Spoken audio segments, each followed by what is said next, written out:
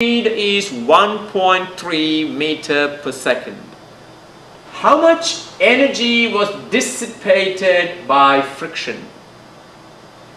If the slide is inclined 20 degrees, what is the coefficient of friction between the slide and the girl? It's a very nice, good question. So concentrate and see how this is done. So we have a girl on a slide sitting on top. Obviously she has potential energy. Alright, so when the girl is on top of the slide, her height is 3.2 meter, there you are, and her velocity is 0, her mass is 20 kilogram. Her kinetic energy is 0. She's happily sitting there, enjoying her doll. She has no kinetic energy, but she has a potential energy.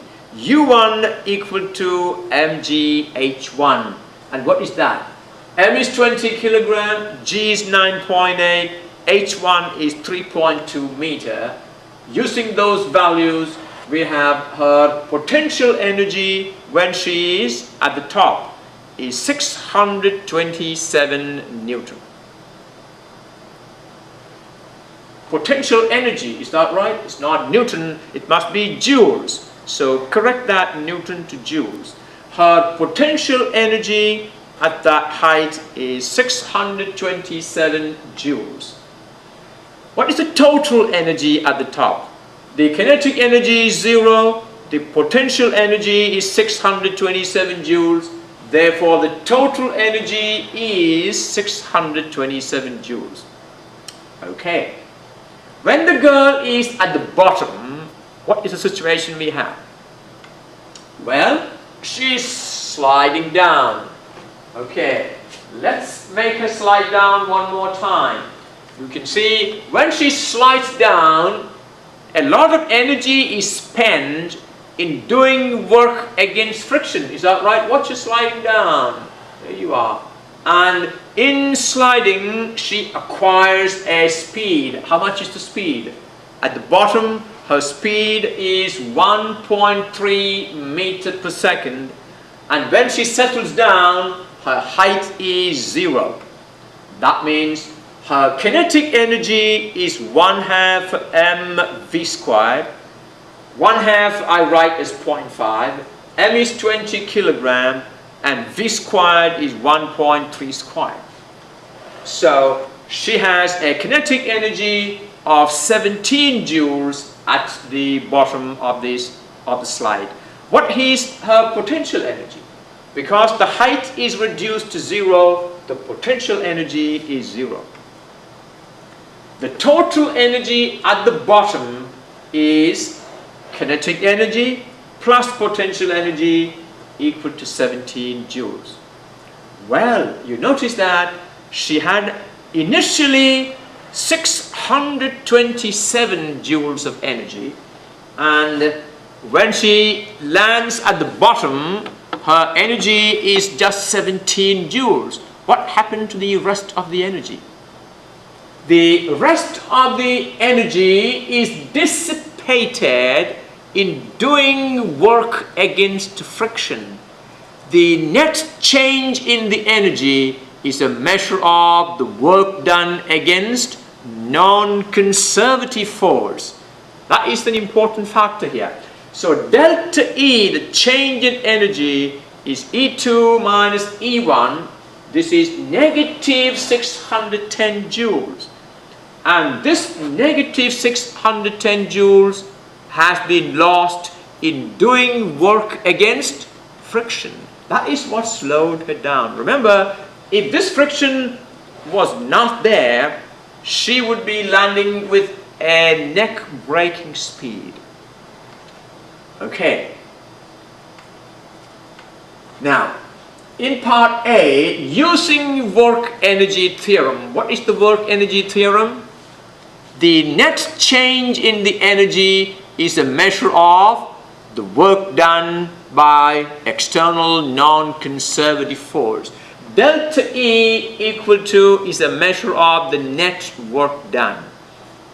Therefore, the net work done, which is a measure of the energy dissipated by friction, is negative 610 joules. You must be able to interpret the net work done. The work is done against the friction, and that energy is dissipated.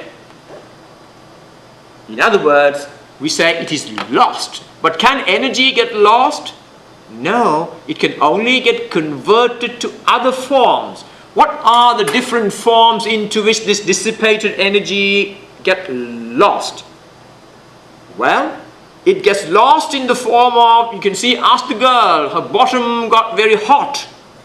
You see, and the swing and the slide itself got hot, and there was some sound produced, there were some vibrations. You see, this energy dissipated actually got converted to many other forms. That is what happened. Conservation of energy is a true principle. W net equal to negative 610 joules is a measure of the work done to overcome friction. So the energy dissipated by friction is 610 joules. Okay, what is the next part? That's very important. If the slide is inclined at 20 degrees to the horizontal, what is the coefficient of friction between the slide and the girl? Now tell me, if you remember, what are the quantities you need to measure the coefficient of friction? The quantities you need to measure coefficient of friction are, if you remember, coefficient of friction mu equal to the frictional force divided by the normal force. That means we want to know the frictional force between the girl's bottom and the slide. We need to obtain that, and the normal force. In other words, what is the force pressing the girl onto the slide? That is the normal force. Those are the two values you need to obtain the coefficient of friction. Let's do that. The slide is inclined at 20 degrees, so this angle is 20 degrees. Now let's put the child somewhere on the slide here. The weight of the child is mg, that is 20 times 9.8, 196 Newton is acting vertically down. Alright, now remember, the child is now sitting on an inclined plane of inclination 20 degrees. What is the normal force Fn? Remember, the normal force Fn is mg cos theta. mg is 196 Newton. Therefore, that is 196 cos 20 degrees. That is 184.2 Newton. That is the normal force pressing the girl onto the slide. And that is an important quantity here. So, that means Fn equal to 184.2 Newton. We obtained the value of Fn. We now need the frictional force. Now, we have one thing under our belt. We know the total work done by the frictional force. Is that right? How much is the work done by the frictional force? We calculated that is 610 joules. And the displacement of the child got displaced. The distance the child moved is the length of the slide. If L is the length of the slide, the displacement of the child is L, which is the length of the slide. Now, the frictional force is acting on the slide, and the displacement L is in the same direction. Well, opposite, of course.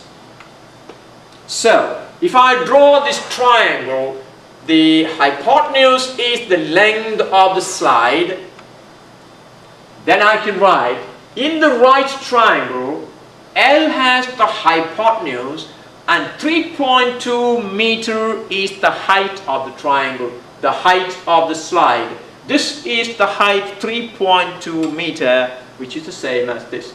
And the angle is 20 degrees.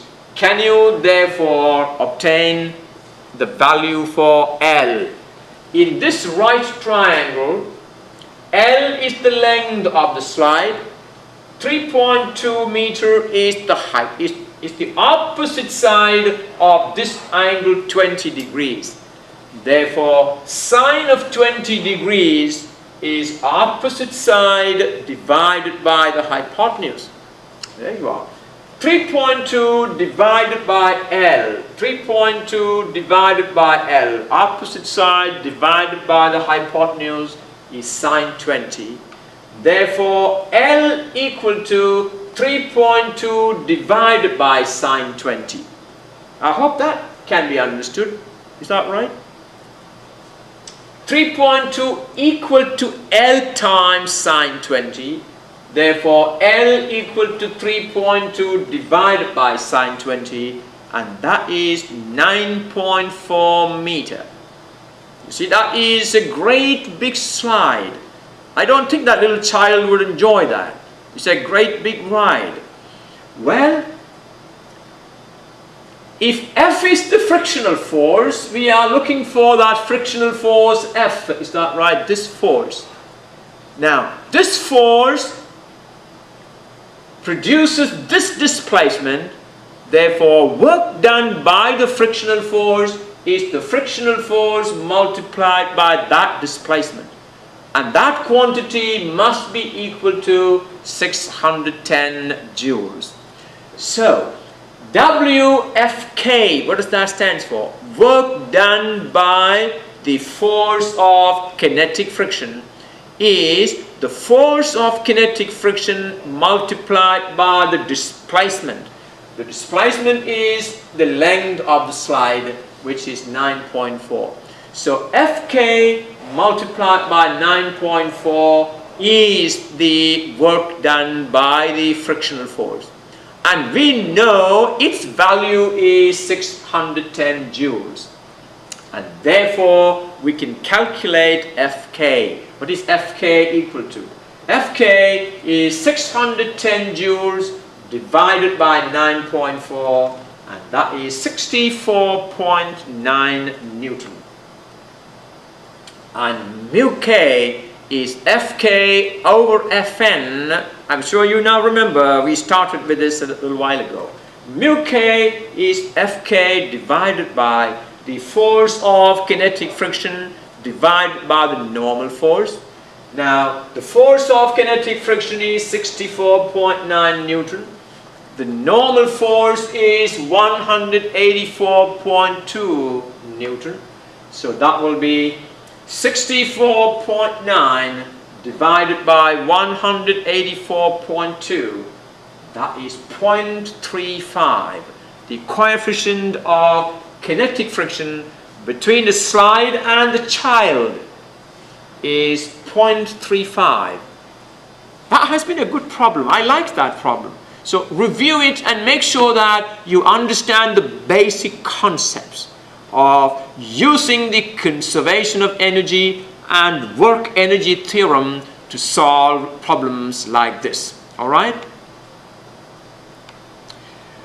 Well, we have now solved core problems using the conservation of energy and work energy theorem.